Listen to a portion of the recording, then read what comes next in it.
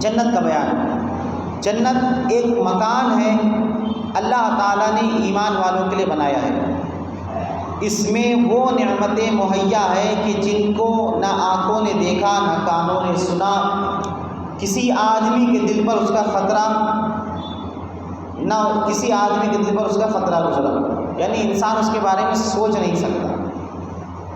یہ عوام الناس کے لیے بتائی گئی بات ہے، لیکن مخصوص بندے جیسے کہ سرکار دو عالم صلی اللہ علیہ وسلم کو جنت دکھائی گئی، حضور نے جنت اپنی آنکھوں سے دیکھی ہے شب معراج جا کر کہ جنت اللہ نے کیسے بنائی ہے۔ تو یہ مخصوص بندوں کے لیے حکم الگ ہے، اور ہمارے لیے عوام الناس کے لیے کہ کسی عام انسان نے جنت کو نہیں دیکھا۔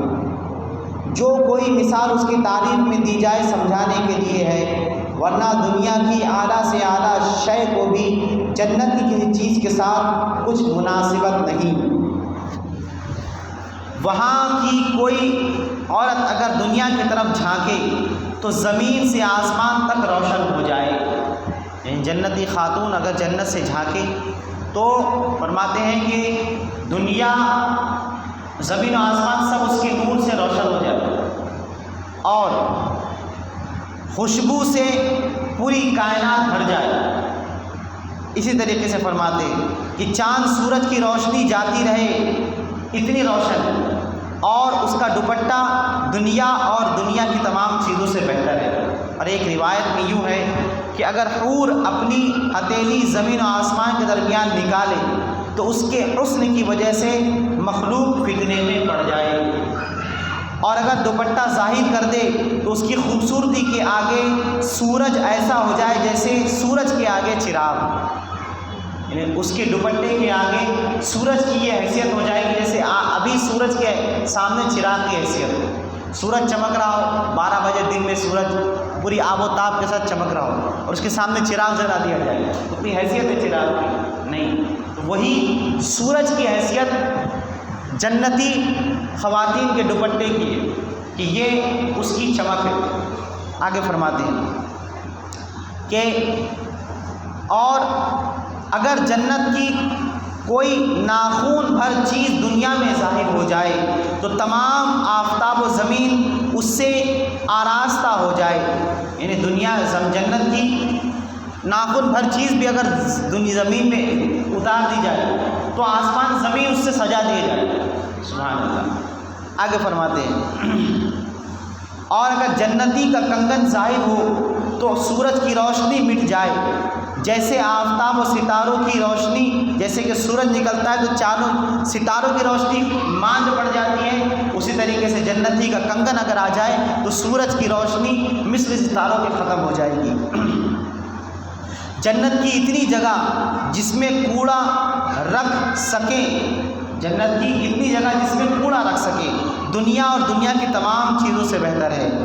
جنت کتنی وسیع ہے، یعنی کتنی کشادہ ہے، کتنی بڑی ہے، اس کو اللہ اور رسول ہی جانے۔ اجمالاً بیان یہ ہے کہ اس میں 100 درجے ہیں، اور ہر درجوں میں وہ مسافت ہے جو زمین و آسمان کے درمیان ہے۔ 100 درجے ہیں جنت کے، اور ہر درجے کی دوری کتنی ہے؟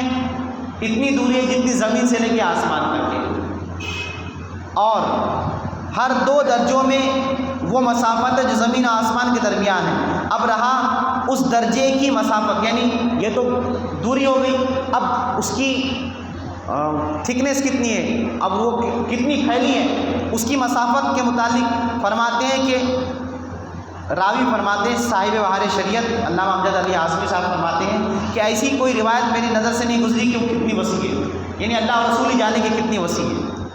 آگے فرماتے ہیں البتہ ترمذی شریف کی ایک روایت ہے کہ اگر تمام عالم ایک درجے میں جمع ہوں تو سب کے لیے وسیع جنت ہے، یعنی تمام جہان اگر جمع کر دیے جائے تو جنت کے ایک کونے میں آ جائے، اتنی بڑی جنت کہ تمام دنیا جمع کر دی جائے تو اس کو جمع کر کے ایک کونے میں رکھ دیا جائے تو جنت کے ایک کونے میں سما جائے گی۔ اور فرماتے ہیں کہ جنت میں ایک درخت ہے جس کے سائے میں 100 برس تک تیز گھوڑے پر سوار چلتا رہے تو بھی وہ ختم نہیں ہوگا۔ جنت کے دروازے اتنے وسیع ہیں کہ ایک بازو سے دوسرے بازو تک تیز گھوڑے 70 برس تک چلتا رہے تب بھی وہ ایک دروازے سے دوسرے دروازے تک نہیں پہنچے گا۔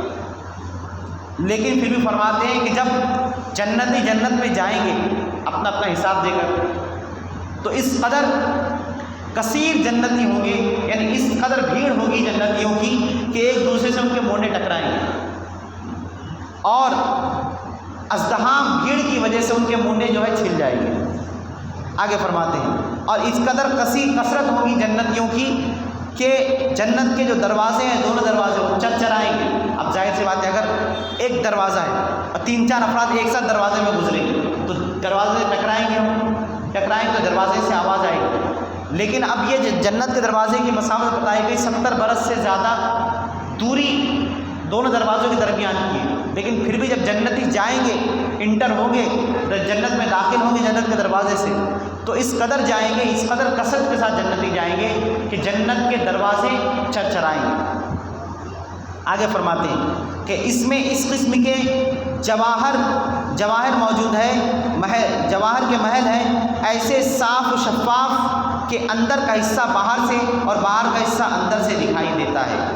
جنت کی دیواریں سونے کی اور چاندی کی اینٹیں اور مشک کے گارے سے بنی ہے، ایک سونے کی اینٹ کی اور ایک چاندی کی، اور زمین زعفران کی، اور کنکریوں کی جگہ موتی اور یاقوت رکھے ہوئے ہیں۔ اور ایک روایت میں ہے کہ جنت عدن کہ اس کی ایک اینٹ، جنت عدن کی ایک اینٹ سفید موتی کی ہے اور ایک یاقوت کی اور ایک زبرجد کی، اور مشک کا گارا ہے، اور گھاس کی جگہ زعفران ہے، اور موتیوں کی جگہ کنکریاں اور عنبر کی مٹی۔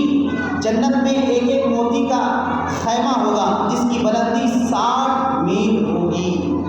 جنت میں 4 دریا ہیں، ایک دریا کا پانی دودھ کا، دوسرا شہد کا، چوتھا ایک پانی اور دوسرا دودھ اور تیسرا شہد اور چوتھا شراب سے مراد شراب طہورا، دنیا والی شراب کی جس سے نشہ آتا ہے، وہ جنت کی شراب ہوگی پاکیزہ شراب۔ جب انسان اس کو پیے گا تو اللہ کی جو اس نے دیدار کیا ہے اس دیدار الہی میں محبوب ہو جائے گا۔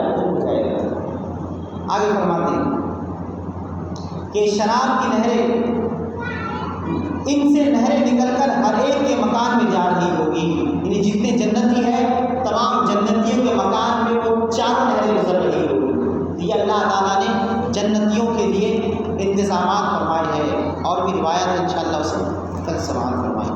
صلی اللہ علیہ وسلم۔